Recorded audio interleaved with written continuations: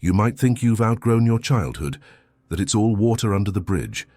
You've built a life, a career, a family, you've moved on. But let me ask you something. Why do you still feel empty sometimes, seemingly for no reason? Why do your relationships always seem to repeat the same patterns?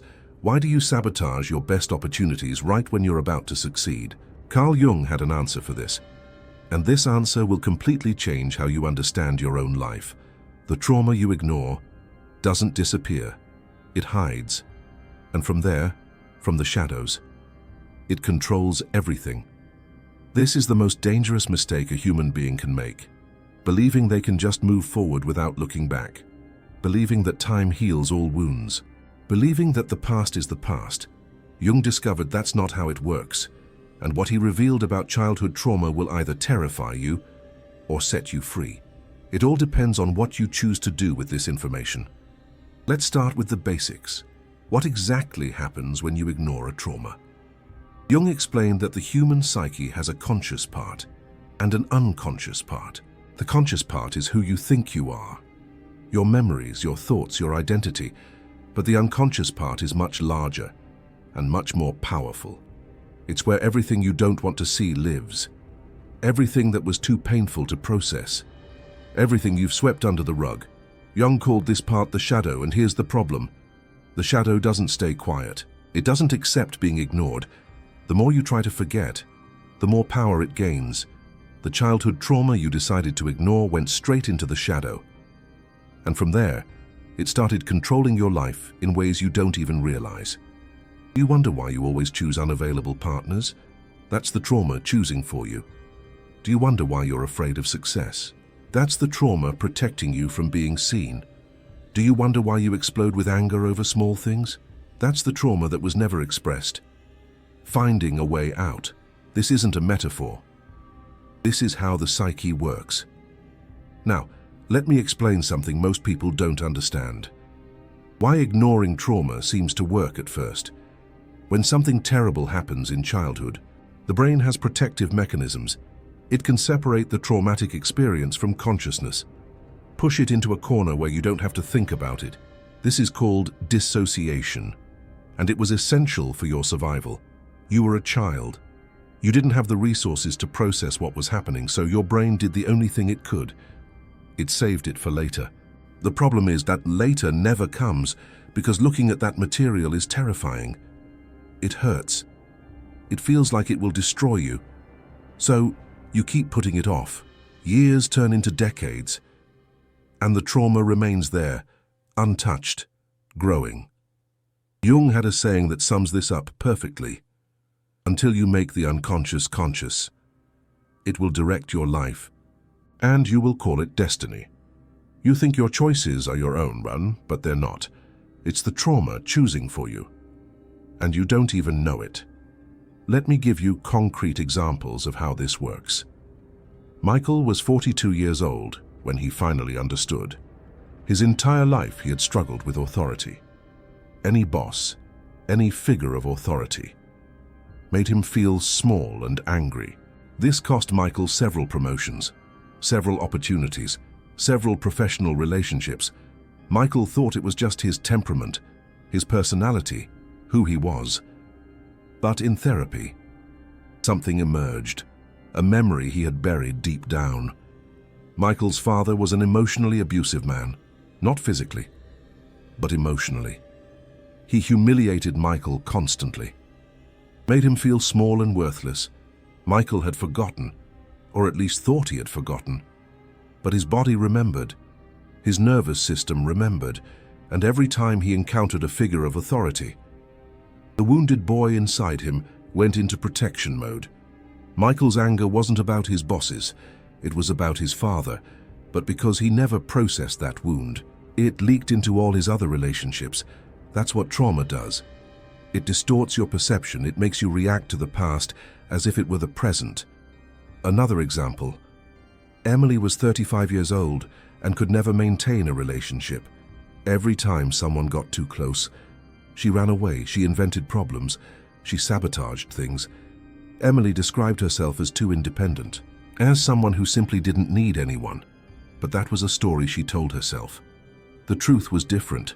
Emily's mother was emotionally absent, physically present, but never really there. Emily learned very early that she couldn't rely on anyone for her emotional needs. That learning was so early that Emily didn't even remember it, but it completely shaped how she related to others. Intimacy meant danger. Vulnerability meant abandonment. So she ran before they could abandon her, and she called it independence. Jung would say that Emily was trapped in a repetition compulsion, repeating the pattern of childhood abandonment in every new relationship, not because she wanted to, but because it was all she knew. And here's something crucial you need to understand. Unprocessed trauma doesn't just affect your mind, it affects your body. Recent research in neuroscience has confirmed what Jung intuited decades ago. Trauma is stored in the body, in the muscles, in the nervous system, in automatic reactions. You may have consciously forgotten what happened, but your body hasn't forgotten. And it continues to react as if the danger is still present. And that's why people with childhood trauma have higher rates of chronic diseases, heart problems, autoimmune diseases, digestive issues. The body is in a constant state of alert, and it takes a toll. Ignoring trauma isn't just a psychological mistake, it's a health mistake. But hold on, because there's one more layer we need to explore. The trauma you ignore doesn't just affect you, it affects your children. Jung was one of the first to talk about intergenerational trauma. He observed that the unresolved complexes of parents pass on to their children, not genetically, but through patterns of behavior, unspoken expectations, family dynamics. If you don't process your trauma, you will pass it on, not intentionally, not consciously, but inevitably. The wound you refuse to look at will find a way. It could be through how you react to stress, how you express or suppress emotions, how you relate to your own children. You may be repeating exactly what your parents did to you, even if you swore you'd never do it. Because trauma operates in the dark, and in the dark you don't see what you're doing. That's the scariest part about ignoring trauma. You're not just harming yourself, you're perpetuating a cycle that can last generations. Let me give you a concrete example of how this works. Emily was 48 years old when she realized she was treating her daughter exactly like her own mother treated her. The same criticisms disguised as concern, the same control disguised as love, the same emotional invalidation that Emily swore she'd never reproduce. When Emily's daughter started to pull away, when she started setting boundaries, Emily found herself saying the same phrases her mother used to say. "After everything I've done for you, you're too sensitive. I only want what's best for you." It was a brutal shock. Emily saw herself as a loving mother. She had done everything differently. No hitting, no yelling, provided all the material needs. But the emotional wounds were there. Transmitted silently, through judging looks, through impossible expectations, through love conditional on performance. Carl Jung would explain this through the concept of a complex. Emily's unresolved maternal complex was operating through her, without conscious awareness, without permission, but with full power. And the only way to stop this transmission is to look at the original wound, to process the pain that Emily felt as a child, to integrate the anger she never allowed herself to feel toward her own mother. Without this work, the cycle continues, from mother to daughter, from generation to generation, endlessly. You might be doing this right now, without knowing, without wanting to, but doing it. And that's why ignoring trauma is the most dangerous mistake, because the consequences aren't contained within you. They spread, infect, contaminate everything you touch. But now comes the most important question. Why is it so difficult to look at trauma? The answer is simple and brutal. Because it hurts. Looking at what happened in your childhood means feeling things you've spent a lifetime avoiding. Anger, sadness, fear, helplessness, shame. These emotions were so overwhelming as a child that your brain decided it was better to never feel them. And now, as an adult, that protection is still active. Part of you believes that if you open that box, you'll die. Not literally, but the child inside you still believes it, and that's why so many people prefer to continue suffering in silence. The known suffering seems safer than the unknown of facing the truth. But Carl Jung had a different perspective on this. He said that the only way out is through. There's no shortcut. There's no way around it. The path to healing passes exactly through the center of the wound. And yes, it hurts, but it's a different kind of pain. It's a pain that leads somewhere. It's a pain that ends. The pain of ignoring trauma is a pain that never ends. It only transforms into broken relationships, into lost opportunities, into a life lived, half-lived. The pain of facing trauma is temporary, and on the other side of it, there is freedom. But there's something that most people don't understand about this pain. The pain of the trauma you've avoided isn't waiting there exactly as it was. It's not going to destroy you like the child inside you believes, and you're not a child anymore. You have resources you didn't have before. You have maturity. You have the capacity to process. You have a choice. The child had no choice, had to endure, had to survive, had to push it down because there was no alternative. But you now are an adult. You can look at that experience with different eyes, with compassion for the child you were, with righteous anger for what was done to you, with sadness for what you lost. And you can do something that the child could never do. You can process, integrate, transform. Jung said that the gold is in the shadow, meaning the most valuable material for your growth is exactly in what you avoid the most. Your greatest wound contains your greatest strength, but you only access that strength when you stop running and start facing. The most profound, the most compassionate. The wisest people you know are usually people who have faced their shadows, who have descended into the underworld of the unconscious, who have done the work that others avoid. They weren't born that way. They became that way through the fire of transformation. You can become that way too. So how do you start? How do you look at something you've spent a lifetime avoiding? The first step is to recognize that there is something to look at. Many people don't even get to this point. They're so identified with their defenses that they don't even realize there's a problem. My childhood was normal. My parents did the best they could. Everyone goes through this. These phrases are warning signs. They're the mind protecting you from seeing what really happened. If you're watching this video this far, part of you already knows it. Part of you already recognizes that something needs to be looked at. That part is braver than you imagine. The second step is to seek appropriate help. This is crucial. Childhood trauma is too complex to be processed alone. You need a safe space. You need someone trained to guide you through the process. A good therapist won't force you to relive the trauma, will help you to integrate it, to make sense of it, to transform what was fragmented into something coherent.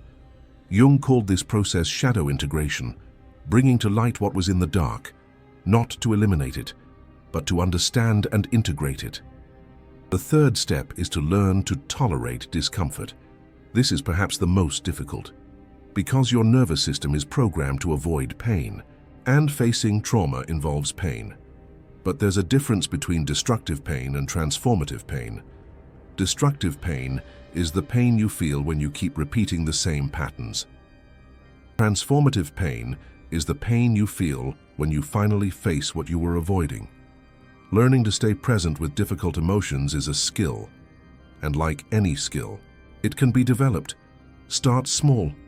Sustain a little more discomfort each time, until what seemed unbearable becomes tolerable. The fourth step is patience. Trauma healing doesn't happen all at once. It's not linear. You'll have good days and bad days. You'll have moments of clarity and moments of confusion.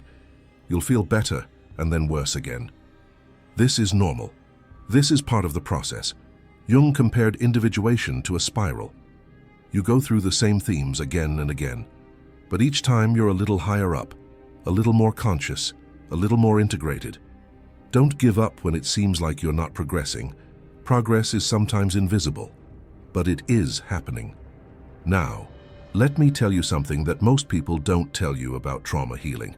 It changes everything. Absolutely everything. When you start processing childhood trauma, your relationships change. You stop attracting the same toxic people. You stop repeating the same patterns. You start establishing healthy boundaries. Your career changes. You stop sabotaging your opportunities. You stop feeling small in the face of figures of authority. You start taking up the space you deserve. Your health changes. Your body comes out of constant alert mode. Chronic symptoms diminish. You sleep better, digest better, feel better. Your relationship with yourself changes. The inner critic loses its power. You start treating yourself with compassion. The voice that told you you weren't enough finally shuts up. And perhaps most importantly, you break the cycle. Your children won't inherit your wounds. The intergenerational trauma ends with you. This is what's at stake. It's not just about you feeling better. It's about transforming the future of your lineage, your destiny. But now I need to be honest about something. Not everyone will choose to do this work, and that's not a judgment. It's an observation. Some people will prefer to stay as they are. They'll prefer the known pain to the pain of transformation, and they'll pay the price. Relationships that never work out, health that deteriorates, a persistent feeling of emptiness that no external achievement can fill. And at the end of life, they'll look back and wonder, what if I had had the courage to look at what I was avoiding? I don't want that for you. If you've made it this far in this video, it's because something in you wants to change. Something in you knows that there's more than this half-life you're living. That something is your true self, the part of you that survived everything. That was buried under layers of defenses but never died. As Carl Jung would say, it's the core of your being yearning for wholeness. And it's that part that's calling you now. Asking to be heard. Asking to be integrated. Asking to finally live. Will you answer that call? Let me tell you one last story. Mark was 53 years old when he started therapy. He had spent his whole life believing that his childhood had been normal. His parents were good people. There was no obvious abuse, nothing dramatic, but Mark had chronic depression. 3 failed marriages. A persistent feeling that life was happening to him, not through him. In therapy, a different story began to emerge, not one of dramatic abuse, but of subtle neglect, of emotions never validated, of needs never met, of a child who learned not to need anything because no one was going to meet those needs anyway. Mark cried for the first time in decades, not from sadness, from relief. Finally, someone was seeing what he had always known but could never name. Mark's healing process took years. There was resistance. There were relapses. There were moments when he wanted to give up, but he didn't give up. At 58 years old, Mark was in a healthy relationship for the first time. Not perfect, but real. With a person he chose consciously, not compulsively. Escaping the repetition compulsion that Jung wrote about, his depression had decreased drastically, not disappeared, but becoming manageable, something he could observe instead of being consumed by. And more importantly, Mark finally felt like he was living his own life. Not the life his parents projected onto him, not the life that trauma dictated. His life, his destiny. This is possible for you too. It doesn't matter how old you are. It doesn't matter how long you've ignored it. It doesn't matter how damaged you feel. The true self is still there, waiting, ready to emerge the moment you give permission. If this video resonated with you, if it touched on something you were avoiding looking at, consider showing your support through the super thanks down below. This kind of content is difficult to produce. It requires going in depth into the work of Carl Jung. It requires speaking truths that most prefer to ignore. It requires courage to address topics that society prefers to sweep under the rug. When you click that golden heart, you're saying that this kind of information needs to exist. You're helping to bring light to dark corners. You're being part of something bigger, and now I have a question for you. What was the lie you told yourself about your childhood? That story you repeated so many times that you started to believe it. Write it in the comments. It was normal. My parents did the best they could. I got over it. Everyone goes through it. Which of these phrases did you use to protect yourself from seeing the truth? Because when you name the defense, it starts to lose its power. And when other people read your comment, they feel less alone in their own denial. You are not alone in this. Millions of people are carrying traumas they can't name, wounds they can't see, pains they can't express. But awareness is growing. More people are waking up. More intergenerational chains are being broken. You can be part of this change. You can be the person in your family who finally looks at what everyone avoided, who finally processes what was passed down from generation to generation. This requires courage. This requires pain. But it also offers something that nothing else can offer: real freedom, real life, real you. Carl Jung said that your task is not to seek love, but to find all the barriers within yourself that you have built against it. These barriers were built in your childhood, with good reason, to protect you. But now they're imprisoning you. It's time to look at them, to understand where they came from, to thank them for the protection they offered, and to gently start dismantling them, not all at once, brick by brick, layer by layer, with patience, with compassion, with help. The trauma you ignored will no longer control you, because you chose to see, you chose to confront, you chose to heal, and that choice changes absolutely everything. But let me delve deeper into something that Carl Jung discovered about the nature of trauma, which most completely ignore. He observed that unprocessed trauma creates what we call autonomous complexes. They are like small personalities within the psyche, fragments of experience that have gained a life of their own. Like the shadow, these complexes operate largely from the unconscious, influencing our behavior in ways we don't fully understand. These complexes are not you, but they act through you. When you're taken over by an emotion that seems disproportionate to the situation, when you do things that you later don't understand why you did, when you feel possessed by something larger than you, that's a complex in action. The maternal complex, the paternal complex, the inferiority complex. As Jung explained, these complexes can drive our actions and shape our destinies until we bring them into conscious awareness. Each of us carries memories, emotions, and patterns of behavior that were crystallized in the original trauma, and they don't respond to logic. You can't argue with a complex. You can't simply decide to not be affected by it. How many times have you told yourself that you wouldn't react that way again? How many times have you promised that you'd be different? And how many times has the complex won again? This isn't a weakness of character. It's the autonomous nature of the unconscious material. Complexes have a will of their own, and as long as they remain unconscious, that will prevail over yours. Jung used to say that it's not we who have complexes, it's the complexes that have us. This inversion is disturbing, but it's also liberating, because it means that those behaviors that you hate yourself for repeating aren't your essence, they're intruders.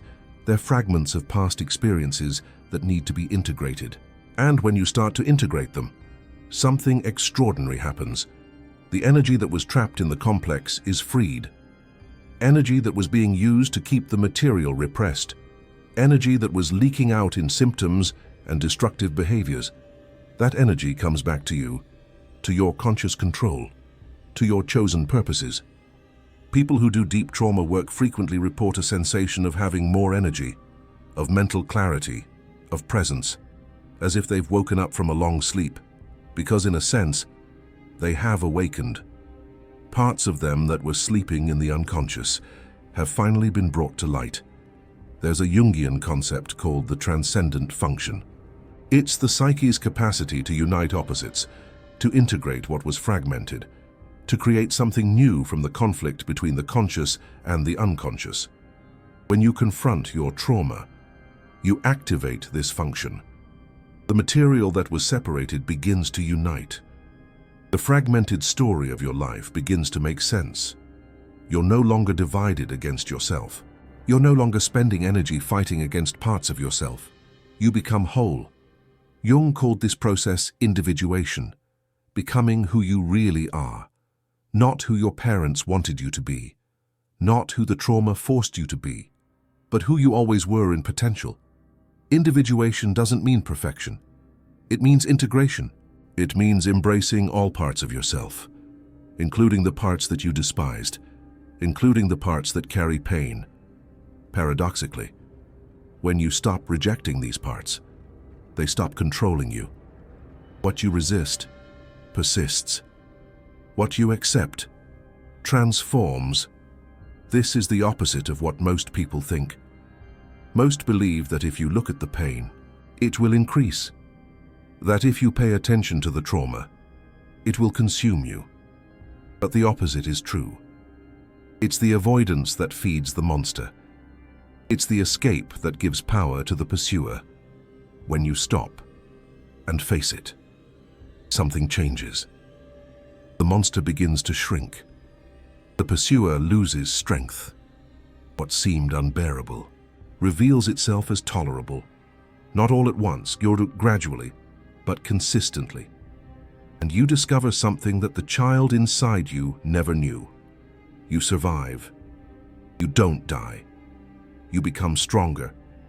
Each time you face a difficult emotion and survive, you're reprogramming your nervous system. You're proving to the most primitive parts of your brain that it's not mortal, that you can feel and continue existing. This is neuroplasticity in action, the brain reorganizing itself through corrective experience, creating new neural pathways, replacing old patterns with new ones. But there's an important warning here. This work shouldn't be done alone, especially if the trauma was severe, because there's something called re-traumatization, which is when you access traumatic material without adequate resources and end up hurting yourself again. A qualified therapist knows how to dose, knows when to advance, and when to retreat, knows how to create a safe container so that the material emerges without overwhelming you. You've spent too much time suffering alone. Healing usually happens in relation, in the presence of someone who can witness your pain without judgment, who can remain present when you feel fragmented. This in itself is healing. Because part of the childhood trauma is exactly the absence of that presence, the loneliness of having to deal alone with things that were too big, and having someone now who can be there differently, who can offer what wasn't offered before. This begins to fill the void that the trauma created. Jung said that the meeting of two personalities is like the contact of two chemical substances. If there is any reaction, both are transformed. The therapeutic relationship is transformative exactly because of this. You change. But the process also changes who is helping you. It's something alive and dynamic, reciprocal. You deserve this kind of healing, no matter what happened, no matter what you did or didn't do, no matter how long it took to get here. The pain you carry isn't your fault, but the healing is your responsibility. And that responsibility is a privilege. It's an opportunity. It's a calling. The trauma you ignore wants to be seen. The wounded parts of you want to be integrated. The child who suffered wants to finally be heard. And when you answer that calling, you're not just healing yourself, you're healing your lineage, breaking patterns that may have been decades or centuries old, transforming poison into medicine for the generations to come. This is the most important work that a human being can do. It's not glamorous. It doesn't bring external recognition. No one gives you a medal for facing your inner demons. But it's the work that changes everything. The work that makes it possible to truly live, to truly love, to truly be. Jung spent his life studying this process. He himself went through a profound psychological crisis, descended into his own unconscious, faced his own ghosts, and on the other side, emerged transformed, with insights that changed our understanding of the human psyche, with tools that continue helping people 100 years later. You don't need to be Jung. You don't need to map the collective unconscious. You just need to do your own work, face your own complexes, integrate your own shadow. And that in itself is revolutionary. So I ask you one last time, what are you waiting for? What permission do you still need to begin? The child inside you has waited long enough. They deserve to be seen now. They deserve to be heard now. They deserve to finally rest, And you are the only person who can do that for them. Not tomorrow, not when things calm down, not when you have more time, or more money, or more courage. Now. The trauma you ignore won't go away on its own. But you can choose to not ignore it anymore. You can choose to look. You can choose to heal. And when you make that choice, everything changes, everything that changes, truly. It's not a passive thing. This healing is not something that just happens to you. It's an active decision, a conscious embracing of the possibility that things can be different, that you can be different. Think about that for a moment. Really let it sink in. The power, the agency, lies within you. This isn't some empty platitude, some self-help cliché. This is a fundamental truth, echoed throughout the ages by countless philosophers and psychologists. And, in particular, by Carl Jung, whose work on the shadow and the process of individuation speaks directly to this very point. He believed that confronting our darkness, our buried traumas, ties the key to unlocking our true selves, to becoming whole. So, Radia, what does that choice look like in practice? It means being willing to face the pain, to acknowledge the wounds that you've carried, perhaps for decades. It means stopping the cycle of blame, of externalizing your problems and turning inward to confront the source of your suffering.